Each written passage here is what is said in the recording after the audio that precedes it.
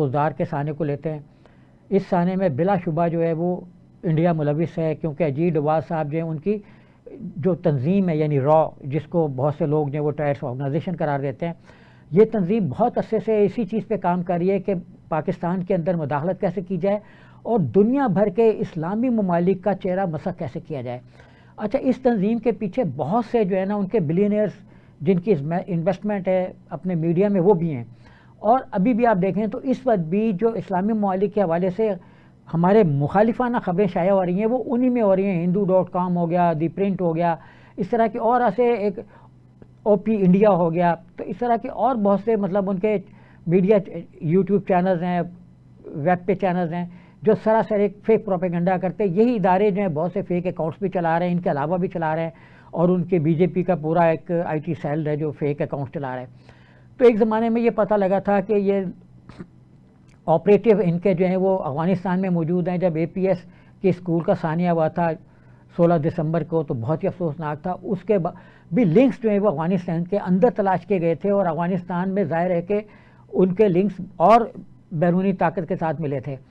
اب بھی اجیت ڈوبھال صاحب نے افغانستان کا دورہ کیا، اور اب بھی ان کی کچھ لوگوں کی ایسی بات چیت پکڑی گئی ہے جس سے یہ ثابت ہوتا ہے کہ یہ جو بس کا ثانیہ ہوا ہے اس کے جو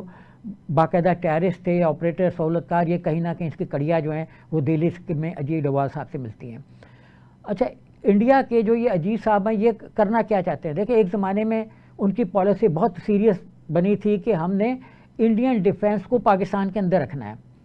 انڈین ڈیفینس کو پاکستان کے اندر رکھنا، یعنی پاکستان کو ٹیررزم میں الجھائے رکھنا ہے۔ یہی انڈیا کی اسٹریٹجی اس کے جو ہمسایہ ملک ہے دیگر بھی وہاں بھی رہی ہے۔ آپ دیکھیں جتنے بھی انڈیا کے ہمسایہ ملک ہیں وہ جب تک انڈین حصار سے نہیں نکلے ڈی اسٹیبلائز ہی رہے، اور اس کے اندر جو حکومتیں تھیں وہ بڑا کرش کرتی رہیں ایک دوسرے کو۔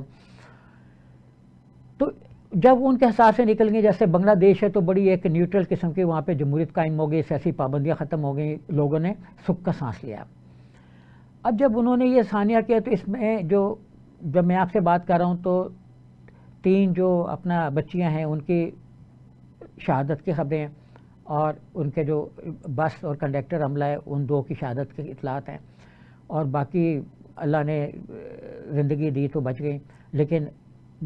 اپنا جو ٹیررسٹ تھے جن کے آپریٹو تھے ان کی تو پوری کوشش تھی کہ یہ نہ بچنے پائیں۔ جتنا خوفناک تھا جس طریقے سے بس تباہ ہوئی، اس سے تو مطلب یہی لگتا تھا کہ وہ ان کے دل میں کوئی رحم نہیں تھا۔ جلا کے مارنا، بموں سے مارنا، بچوں کو مارنا، یہ بھارتیہ جنتا پارٹی کے جس کو کہتے ہیں نا ان بلٹ فالٹ ہے، ان میں یہ چیز ان کی اس میں شامل ہے۔ وہ کہتے ہیں کہ راون کی طرح جلا دو، خود ان کی کئی کتابوں میں لکھا ہوا ہے کہ راون کی طرح جلا دو۔ تو ایک بچے نے وہاں پہ خودکشی کی، تو اس کے بعد ایک کتاب وہاں پہ لکھی گئی، بک میں یہ لکھا گیا کہ یہ جو ٹیررزم ہوتا ہے انڈیا کا، یہ جو لوگ ہجومی قتل کرتے ہیں یہ کیوں کرتے ہیں؟ اس کے پس منظر میں بھی انہوں نے یہی تلاش کیا کہ کیونکہ بہت سی ان کے جن کی اس وقت بھارتیہ جنتا پارٹی پرستش کرتی ہے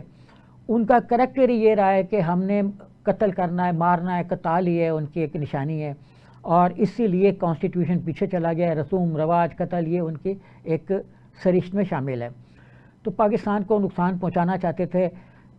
لیکن اللہ کے فضل سے اتنا نہیں پہنچا سکے، اور انہوں نے کہا بھی تھا کہ ہم اس کا بدلہ لیں گے، انتقام لیں گے، تو انہوں نے لینے کی کوشش بھی کی۔ میں یہاں پہ یہ بھی بتا دوں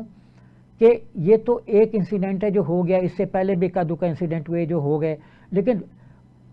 سال بھر میں ایسے ہزاروں انسیڈنٹ ہوتے ہیں جن کو ہمارے ادارے ایجنسیاں جو ہیں وہ روک لیتی ہیں، فوج روک لیتی ہے، مختلف طرح کے آپریشنز ایک مہینے میں کئی 100 آپریشنز ہو رہے ہوتے ہیں چھوٹے بڑے،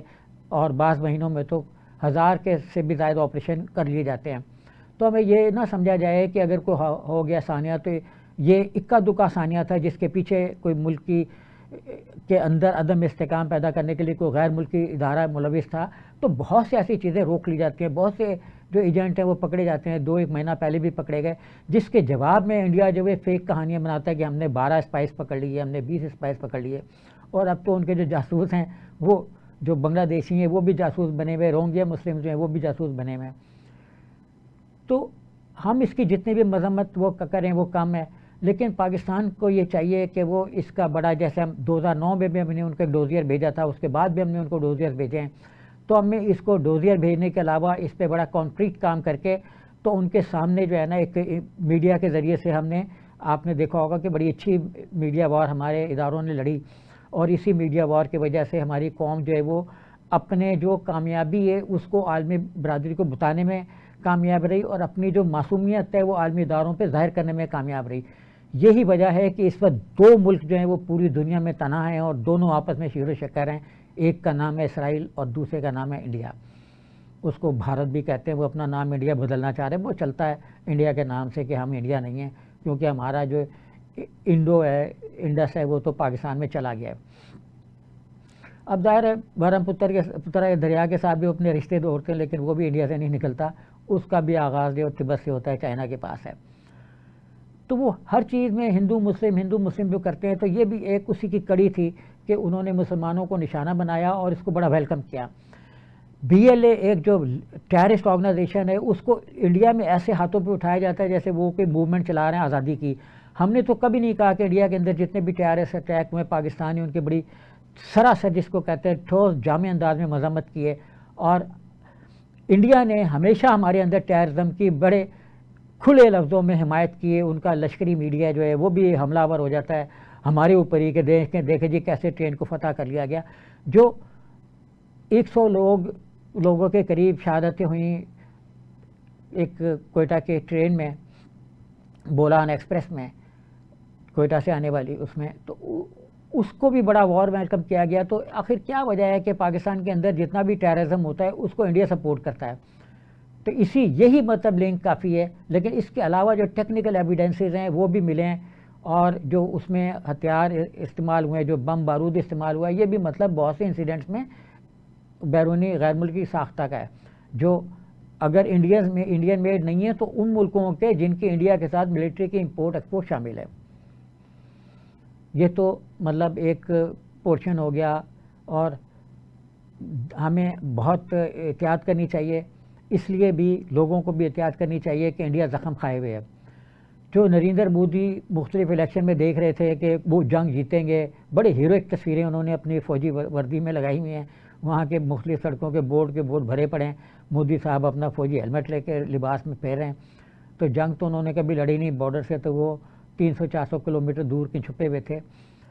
تو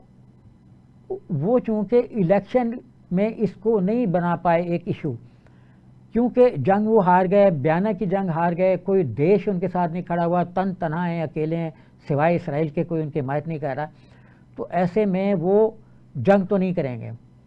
یہ تو آپ لکھ لیں کہ آج کے بعد وہ جنگ نہیں کریں گے، کیونکہ ان کو یہ پتہ لگ گیا ہے کہ اگر جنگ ہوئی تو اب اس سے بھی برا انجام ہوگا۔ ہم کیا، خود ان کا میڈیا ان کو ڈراتا رہتا ہے کہ چائنا نے فلانے طیارے دے دیے، فلانے طیارے دے دیے، یہ سسٹم دے دیا، وہ سسٹم دے دیا۔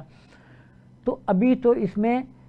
خوف جو ہے وہ ان کے اندر، وہی ان کے جو اپنے لشکری میڈیا کے لوگ ہیں وہ تاریخ کر رہے ہیں۔ انہوں نے ان کو ڈرا کے رکھا ہوا ہے کہ پاکستان کے پاس بڑے زبردست ہتھیار آ گئے، انہوں نے ان کو ڈرا کے رکھا ہوا ہے پاکستان جو ہے وہ چائنا کے سیٹلائٹ کے ذریعے سے پورے انڈیا کو گھور کے دیکھ رہا ہے، مطلب اس کو پتہ ہے کہاں کیا ہے۔ لیکن اس کے باوجود ایک طرف تو یہ کہتے ہیں کہ پاکستان تک کو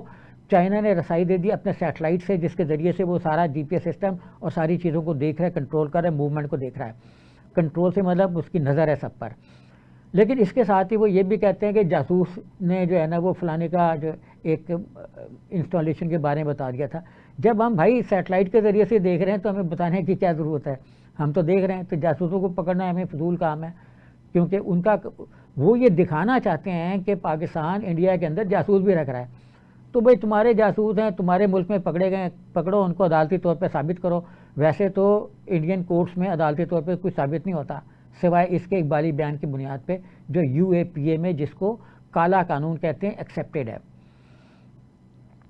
اس لیے ہمیں احتیاط کرنے کی ضرورت ہے، کیونکہ انڈیا ابھی زخم کھائے ہوئے، اور جنگ تو وہ کرے گا نہیں، ٹیررزم اس کے اپنا سرشت میں شامل ہے، وہ کرے گا ضرور، کیونکہ ٹیررزم کی بیس پر ہی اس نے ختم کیا تھا